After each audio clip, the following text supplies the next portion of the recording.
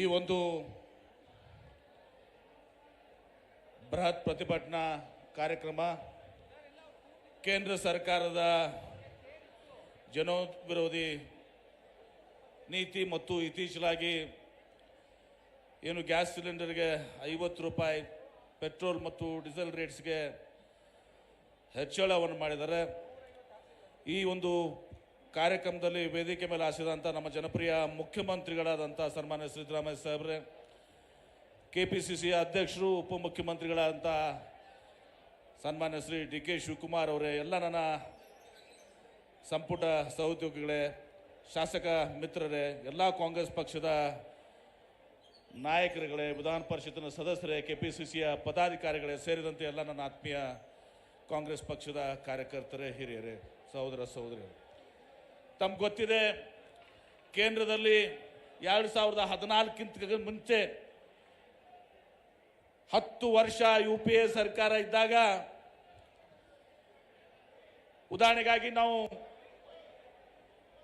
Petrol ದರ ಮತ್ತು diesel ದರ ತಗೊಂಡಾಗ ಅಂತಾರಾಷ್ಟ್ರೀಯ ಮಾರುಕಟ್ಟೆಯಲ್ಲಿ ಕಚ್ಚಾ ತೈಲ ಕ್ರೂಡ್ ಆಯಿಲ್ ಅಂತೀವಿ, ಅದ್ರ ಬೆಲೆ 120 ರೂಪಾಯಿ ಇದ್ದಾಗ ನಮ್ಮಲ್ಲಿ ಪೆಟ್ರೋಲ್ ರೇಟು 65 ರೂಪಾಯಿ ಇತ್ತು, ಡೀಸೆಲ್ ರೇಟ್ 58 ರೂಪಾಯಿ ಇತ್ತು, ಗ್ಯಾಸ್ ಸಿಲಿಂಡರ್ 400 ರೂಪಾಯಿ ಇತ್ತು.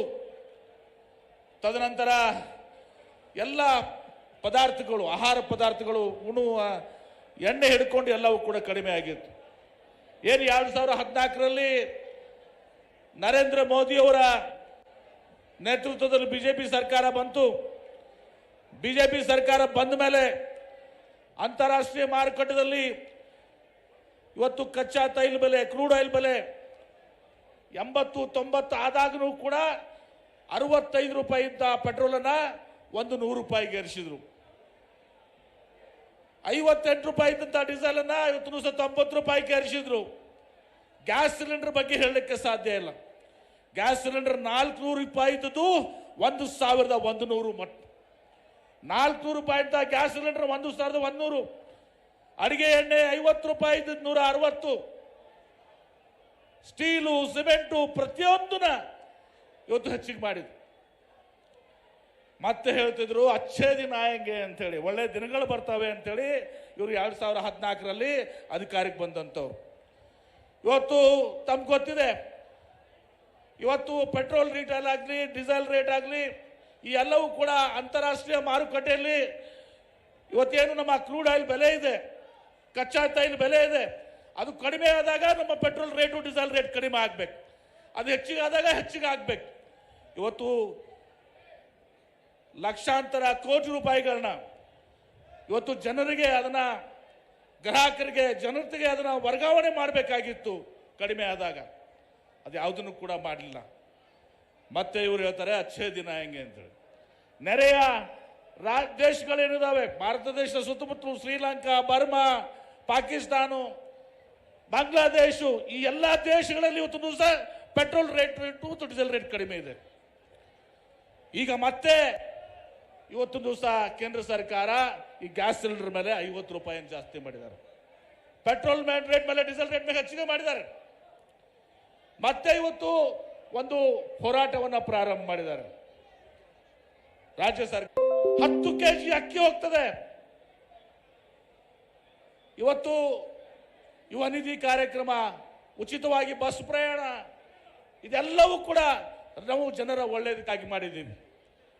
ಅದನ್ನ ಬಿಟ್ಕೊಂಡು ಇವತ್ತು ಸಹ ನಮ್ಮ ವಿರುದ್ಧ ಇವರು ಇಲ್ಲ ಸಲ್ಲದ ಆಪಾದನೆ ಮಾಡ್ಕೊಳ್ಳೋದು, ತಾವು ಬೆಲೆಯನ್ನು ಏರಿಸಿ ಇವತ್ತು ನಮ್ಮ ವಿರುದ್ಧ ಹೋರಾಟ ಮಾಡುವಂಥ ನಾಟಕವನ್ನು ಆಡ್ತಾ ಇದ್ದಾರೆ.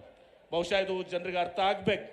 ಇವತ್ತು ನಮ್ಮ ಕಾಂಗ್ರೆಸ್ ಸರ್ಕಾರ ಯಾವಾಗ ರಾಜ್ಯದಲ್ಲಿ, ಕೇಂದ್ರದಲ್ಲಿದ್ದಾವೆ, ರೈತರ ಸಾಲ 78,000 ಕೋಟಿ ರೂಪಾಯಿ ರೈತರ ಸಾಲ ಮನ್ನಾ ಮಾಡಿದ್ದೀವಿ. ಇವ್ರ ಕಾಲದಲ್ಲಿ ರೈತರ ಮೇಲಿರುವಂಥ ಗೊಬ್ಬರ, ಔಷಧಿ ಎಲ್ಲವನ್ನ ಕೂಡ ಇವತ್ತು ಹೆಚ್ಚಿಗೆ ಮಾಡಿದ್ದಾರೆ. ಹೀಗಾಗಿ ನಾವು ಇವತ್ತು ದೇಶಾದ್ಯಂತ ಇವತ್ತು BJP ಪಕ್ಷ ಏನಿದೆ, ಇದು ಜನರ ಪರವಾಗಿ ಅಲ್ಲ, ಬಡವರ ಪರವಾಗಿ ಅಲ್ಲ, ದೀನ ದಲಿತರ ಪರವಾಗಿ ಅಲ್ಲ, ಇದು ಕೇವಲ ದೊಡ್ಡ ದೊಡ್ಡ ವ್ಯಾಪಾರಸ್ಥರ ಪರವಾಗಿದೆ ಅನ್ನೋದನ್ನು ಜನರಿಗೆ ತಿಳಿಸುವಂಥ ಕಾರ್ಯಕ್ರಮ ಆಗಬೇಕು. ಆ ದಿಶೆಯಲ್ಲಿ ಇವತ್ತು ದಿವಸ KPCC ಅಧ್ಯಕ್ಷರ ನೇತೃತ್ವದಲ್ಲಿ, ಸನ್ಮಾನ್ಯ ಶ್ರೀ ಸಿದ್ದರಾಮಯ್ಯನವರ ಮುಖ್ಯಮಂತ್ರಿಗಳ ನೇತೃತ್ವದಲ್ಲಿ ಇವತ್ತು ಇಲ್ಲಿ ಬೆಂಗಳೂರಿನಲ್ಲಿ ರಾಜಧಾನಿ ಇವತ್ತು ಹೋರಾಟ ಪ್ರಾರಂಭ ಆಗಿದೆ. ಈ ಹೋರಾಟ ಮುಂದಿನ ಮನಗಾಗಲಿ ಎಲ್ಲ ಜಿಲ್ಲೆಗಳಿಗೂ ಕೂಡ ಇದನ್ನು ತೆಗೆದುಕೊಳ್ಳುವ ಮೂಲಕ ಜನತೆಗೆ ನಾವು ಏನು BJPಯ ಇವತ್ತು ಸಹ ನಿಲುವಿದೆ, ಜನವಿರೋಧಿ ನೀತಿ ಏನಿದೆ, ಬಡವರ ವಿರೋಧಿ ನೀತಿ ಏನಿದೆ, ಇದೆಲ್ಲವನ್ನು ಜನರಿಗೆ ಮಂದಟ್ಟಾಗುವಂಥ ಮಾಡುವಂಥ ಕರ್ತವ್ಯ ನಮ್ಮೆಲ್ಲರದು ಆಗಿದೆ ಅನ್ನೋ ಮಾತನ್ನು ಈ ಸಂದರ್ಭ ಹೇಳಿ ನನ್ನ ಮಾತಿಗೆ ವಿರಾಮ.